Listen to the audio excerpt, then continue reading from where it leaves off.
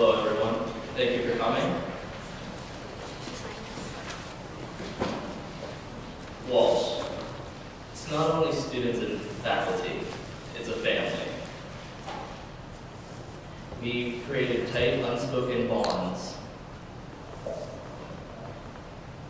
Unspoken bonds that's due to being how close everyone is and how much we actually stay together.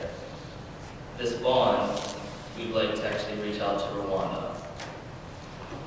I would like to start by giving special thanks to Morella Martin and Elizabeth Manuel for setting all of this up, Monty Pender for helping get everyone here,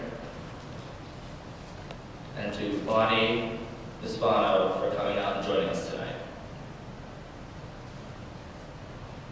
Like you may know, Rwanda is a very nice place that Walsh would actually like to create a collaboration with. 65% of Rwanda is under the age of 25. That actually might be perfect time for those students to come to Walsh, create families here. Being a soccer player myself, I can see them joining our sports, helping us keep championships here while furthering their education. Once they've completed their education, they may go back to Rwanda and spread the word of what they've learned and the collaboration that they have created themselves with Walsh University. I myself am creating a relationship with Monty. We are trying to start a service to help students come out, getting them rides to and from locations without worrying about drivers. Later on, I will be passing out a survey hoping for your help so that we'd appreciate it if you fill it out so we can get your feedback to see if this service would help out students or not. I would actually like to call Bonny to the stage right now for a few words.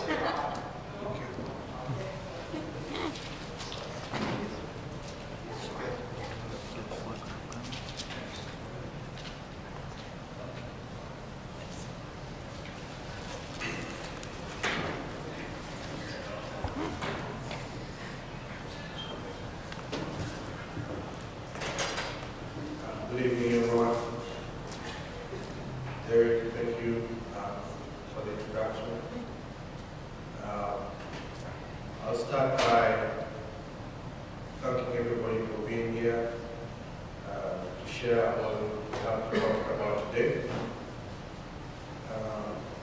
And most especially the organizers, the people that started all the way. This kind of program started last year. And if I give you a small background on how it started, it was the time we had the Global Entrepreneur Week last year, 2010.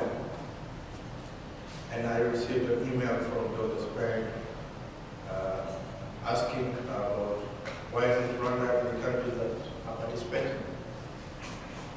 And I said that was news to me because that was actually the first month that just arrived in the US. It was my first time, still overwhelmed with whatever is happening.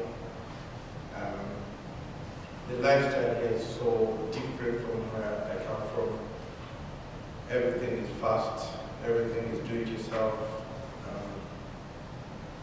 So if you look at my country, Rwanda in Africa, like any other country, they're learning to be fast in doing things themselves. So you find some kind of calm or humble way of doing things. It's not so fast like here. So I told her, well, I'll find out. Then we kept on exchanging emails. But somehow it picked persons, and she sent me an email probably 4 or 5 months ago and said, you'd be willing to come and participate in the Global Entrepreneur Week with Walsh University. I said, well, I'll be willing and I'll try my level best. So I want to thank Dr. Spain, the support team, Marilla, Elizabeth, Miles, the rest of the team. I'm sorry I don't remember media other names, but I apologize for that. Straight to the point, if I try and look at what I can discuss with you today and what we can talk this evening, I'm trying to think of something we can talk out of my heart, out of the untold stories that maybe people don't know, because I might decide to start reading out or doing a PowerPoint presentation that students just flip and they already know what someone has written, so it wouldn't be interesting or it would be worth doing. So start with this morning, the few offices I went to, the few people that I met. It actually gave me some vision, some kind of picture of what exactly Walsh or what people here look at Rwanda or Africa at large. And when I look at Rwanda, it's a country that had issues, that had problems that sparked off so badly in 1994 and came up with what everyone is mentioning, everyone knows about the 1994 genocide. But people have been killing each other way back out of differences that the Rwandese didn't make by themselves, didn't come up by themselves.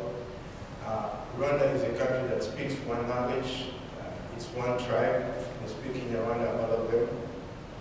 We all look the same. The difference is so interesting. Even if you ask, why don't you look like the other person, or how different are you, or are you Tutsi, are you Hutu, are you Twa, are you, it's so difficult to really define that, but the previous colonies, the people that came and tried to do it, to divide, they came up with a divide law that actually worked in the negative way. It caused problems, it caused people to kill each other, it caused people to hate each other. And it's something that kept on growing internally until it sparked off so badly in 1994, where almost 1 million people died. And this was something that the world kind of didn't know. The Rwandese themselves that were inside the country didn't know. The neighbors were dying, were killing people secretly. The systems that were arranged, it's easy to define because the country is so small. It had 8 million at that time. And if I say 1 million people that died, it would be the age, the kind of age, this kind of age, the elderly kind of age. The demographics of today really define what exactly is happening. If I say 65% of the population is under 25, this is 16 years ago, 20 years ago. And most people were out of the country. I was born out of Rwanda. I knew that I was Rwandese when I was 16. So I lived in the neighboring country, Uganda. I did all my school all through in Uganda. So I went to Rwanda in 1995. And all this happened in the process that our kind of, I would say my parents, all the generation of my parents, are the ones that were the seeds of the hate kind of group of people. So the current generation, who is where I'm included now, their children, we kind of define ourselves as the seeds that are looking at uniting ourselves, calling ourselves Rwandese, reaching out to age groups, using the social network. But all this is not happening because it's a silver plate. There are many branches. There are many stories to look at what is happening. I'll give an example, the Hotel Rwanda movie, which is maybe, it kind of defines what exactly happened. But it's when someone is describing it, or the person behind who got an award, I think, I don't know, maybe Hollywood award, he took it, he made it look like it's a personal kind of interest. So it doesn't come out as what is happening. So the true story behind is the Rwandese did not really kill each other because they met. It was not of their own making. It was people's interest that came up, and it was easy to drive because it was well organized, very secret, nothing is written, no documentaries are there on it. So anybody can say there was no genocide. It was just a civil war that people killed each other, and that's it. They're two different people. But if you go on and say, well, the difference is just because I was born and I was a Tutsi, the other was born and was a Hutu, but if you ask what else are you different, there's nothing, because they're all speaking Rwanda, they all look alike, they're intermarried today. And the challenge that the country is going through is all these development processes that they're trying to come up with, the Vision 2020. Thank you, Dr. Spen, for bringing it up. I would really encourage people who have the time to go through and read it.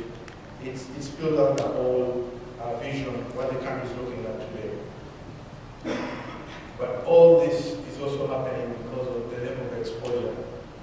It was really a closed country, and whatever you would do, you could easily take a number of people and convince them to do something, whether wrong or good, but it would be easily driven on others because you depend on them. People are not working. The other section, the women were not really working. Women were supposed to stay at home, and the husbands were working. So there's nobody that was allowed to work. Women didn't have their rights. I'm telling you today, we have women in decision positions. Our parliament, 53% is women. The ministries, the different institutes that are under the government, that are run in the private sector, there's a system, there's a policy in the constitution that says at least 30% of your staff should have the gender, should be gender sensitive, so should have women involved.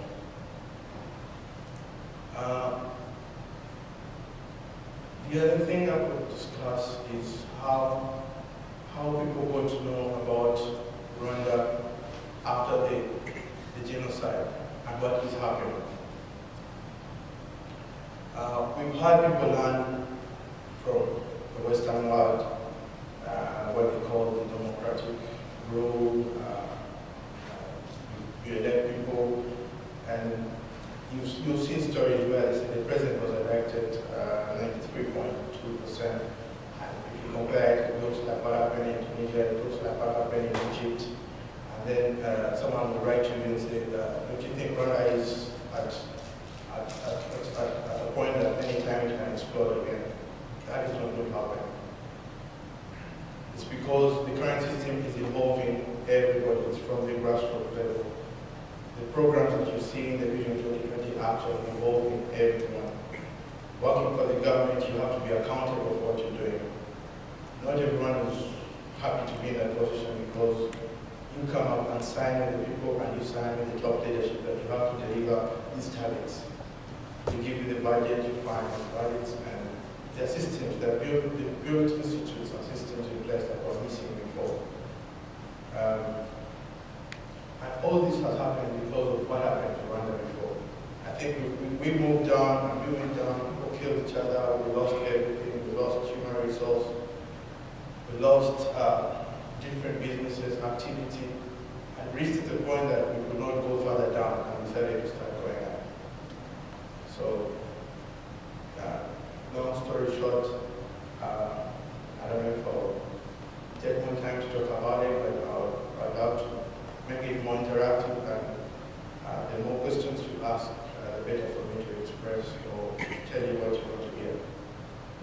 Thank you very much.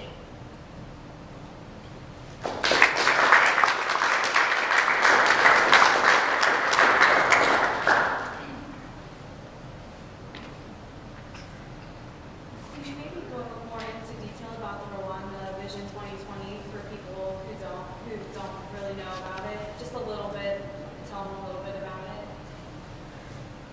Okay. The Vision 2020 was a document that put together what they call the government of unity. First, what was the objective? The objective was to look at the poverty-ridden kind of society and change them into a middle-class kind of population. So we've had different sectors, different sections which include agriculture, which include tourism, which include ICT, which include health, which include education, and the different programs that are in the same vision that we break down into a midterm framework that we call the Economic Development Poverty Reduction Strategy paper. So this one, if I'll take an example of the health and education sector, that is very key. They say, if you look at agriculture today, the kind of agriculture we had was subsistence kind of agriculture. We didn't produce stuff for sale, we produced goods for home consumption. So we need to see ourselves come out and have agribusiness, agri-processing industries come out. So one of the visions for, one of the elements in the Vision 2020 is agriculture transformation. Because 78% of the population depends on agricultural activities. So a small section, maybe if I talk about the direct sector again, they looked at how families are living. People are very poor. Some people cannot even feed themselves. But we got a program that we are working closely with the HAFA program that is based in Arkansas. They came up with the one cow per family program that we also had introduced in the country. So this helped in the production of milk. What happens in this case, they come and give cows to families free, but the kind of groups or the level that they give a cow is someone who is not able to buy or to buy himself a meal or to do business or to even to do anything. So they teach him how to rear his cow, and then when he gives back, he gives his cow to your neighbor. So this created some level of reconciliation, people coming together. I get a cow, I give it to my neighbor, also grows. So we've now reached, it's been there for 5 years. It's a program that has helped the milk production come up. And we are at a crisis where we don't have now where to put this milk. So we need industries to come up and do the processing, the different technologies to make use of this milk and the products that come out of it. So one of my duties, or my role, is to find industries, to find people with different technologies, and to tap in such opportunities. Today I got a chance when I was talking to Professor Hoy, who told me more about exactly what is happening. But if you look at the food chain or the supply side of this process, we're only doing 18%. So the 82% is all levels of opportunities, levels of creating jobs, which is really in line with the students here that the many projects you can learn from here and easily take advantage of in a country like Rwanda. You start a business, you don't believe where it's come from. I know somebody who went on a tour to Rwanda, fell in love with the country, and he said, what do you do in the coffee sector? We produce coffee and we used to send it the way we produce it. He said, but if you wash it well, it will add value to it and you'll be selling. So this person came in and said, how many exporters do you have? I said, we have 4 exporters to the US. By the time I was there, 2 fell out and they couldn't do it. So he was the 3rd exporter this time, and the 2 fell out and the other 2 kept trying. This gentleman looked around and followed the coffee washing stations that were working on. He bought them out. He gave them money. He went to the small farmers and said, I'm not buying you out. This is my business plan. I'm going to involve you. You're going to be part of the company. So he gave them a percentage of the shares. Today, this person is established his factory in Arkansas, West Rock. It's called West Rock Coffee. Below it's written on Rwanda Coffee.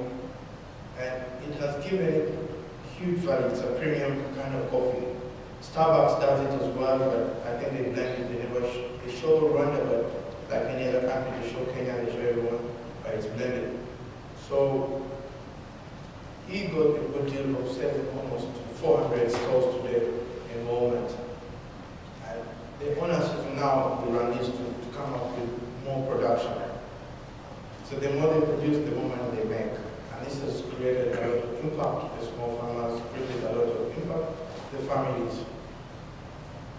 The other example I'll give in this paper is also the education sector, where the government came up with a system called the one laptop per child. This is again an ICT approach to transform the whole economy across all sectors. Here, the target is to have at least each family or each child to start using a laptop. And it's under the Bill Gates Foundation that supports it. They came up with a very good idea of they set up they make a small computer, modest, with two systems on it, and the value is almost $100. So government chips in, maybe pay 50% of what is going to the family will pay, and then the family will pay in the process, which is very good. Today I would say we distributed almost 100,000. By the end of this year, 2011, the target will be 165,000. So we will target. So all these processes that have been happening, all the different programs, is all in the Vision 2020 that they did, I would say, 7 years ago, in 2000. So the EDPRS was a framework that was set to review the implementation of all this that they expect. And that's how the country has been run. This is what has been happening.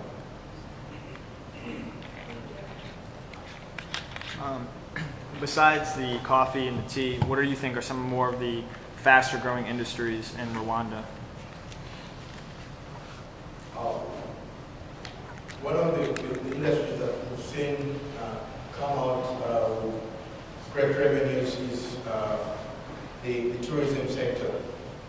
The tourism sector is because of the increase in the number of tourists that we've had. Last year we had almost 600,000. As of June this year, we already clocked from 450 to 500,000 before the end of the year, showing that the numbers are increasing every day. And this comes in with a lot of revenues and the number of stable people there. Well, Rwanda is well known for the mountain gorillas, but we try to see how we can diversify that sector and have more avenues for investor destination. We have the national park where we find the big five. We also have mountain climbing. This time there's skiing along Lake Kivu, which is bordering Congo as well. And something that I didn't mention to you was the way Rwanda is located. It's very easy to go to Uganda, it's very easy to go to Congo, it's very easy to go to Burundi, and the farthest you can go will take you 2 hours. So you won't even feel like you'll cross into another country and you say, I was still in Rwanda or in another country. So it will be very easy for you to see many things in a very short time. Yeah. When people come over for the tourism, how long do they usually stay? I mean, do you see a lot of people stay for like a couple weeks, or is it usually a couple days? What's the general trip length that someone goes over? And I've seen people spend a week. I've seen people who come and be expected to spend a week. They take months because of interest in different fields. Like the person who came in and was interested in coffee. All this comes because someone comes and looks at the government plans, feels I can do something about it, and they get involved. I myself, I can register a business from the embassy. We try to do our homework. If you look at the doing business report from the World Bank, Rwanda has been showing that there are a lot of business reforms that are happening to see businesses come out. So when someone is there and says, well, I would like to get involved, I would like to construct a hotel, what do I do? We'll have land available, we can register you, and we'll have your land in 30 days, not in 300 days that we had before. You can register your business in 24 hours. So it's very easy to keep longer and find you decided something without your expectations. Yeah. What's the average income for a Rwanda, the average Rwandan citizen? How much do they make a year? The GDP is 600 today. Because when I was in Uganda, the average income for a person in American dollars was $400 a year for a person. So I think $400?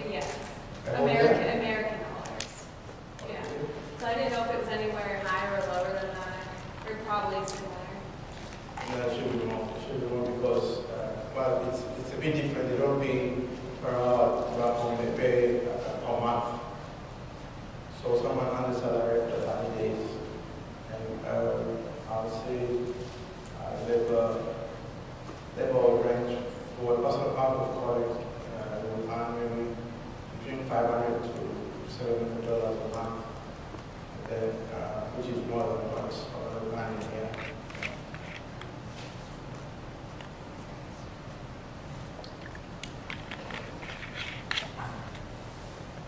Walsh would like to create a collaboration. What way would that benefit Rwanda and Walsh to make that happen? How can we create a collaboration that will benefit both Rwanda and Walsh? One is what we've already started with Dr. Springer and the team.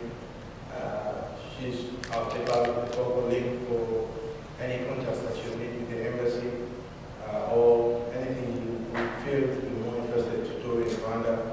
I myself at the embassy, I'm supposed to deal with economic development activities. We also have an education officer who's responsible for the education sector specifically. So if we're looking at exchange programs, we already have processes and plans to do so. But also individual businesses, anything that you feel you're interested in, having more information, starting it up in Rwanda, I'll be willing to support.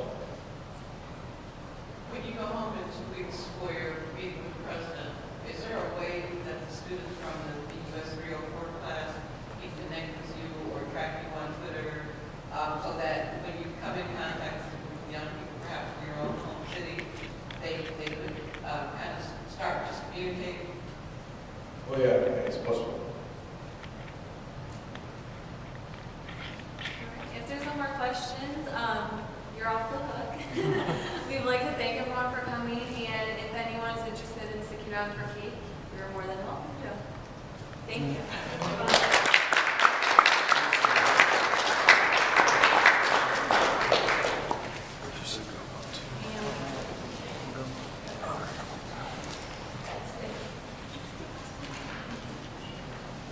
As a team, we would like to present Bonnie with this gift basket. It's from the team in the DeVille School of Business. Everything in the basket is product from Ohio, actually. So there's from Smuckers and Shears are some of the things in here. Those are local companies. So we'd like to present this basket to you on behalf of the DeVille School of Business and our team.